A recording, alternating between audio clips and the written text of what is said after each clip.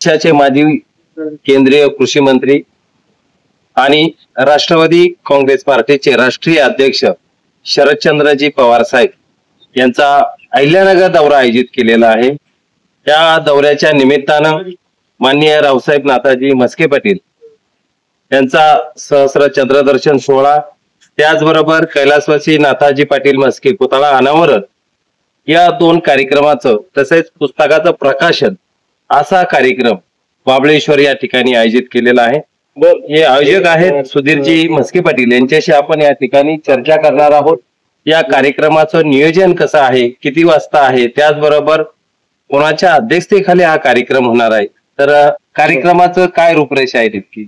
माननीय रावसाहेबजी म्हस्के पाटील साहेब यांच्या सहस्र दर्शन कार्यक्रमानिमित्ताने आदरणीय आपल्या देशाचे माजी कृषी मंत्री शरदचंद्रजी पवार साहेब येत्या 2 तारखेला आपल्या परिसरात येत आहे। तर मी आपल्या सर्वांना आपल्या सोशल मीडियाच्या माध्यमाच्या वतीने सर्वांना विनंती करतो की आपण या कार्यक्रमात सर्वांनी उपस्थित राहून या कार्यक्रमाची गोडी वाढण्यासाठी आम्ही सर्वांना एक आतुरतेने आपली सर्वांची वाट पाहत आहोत।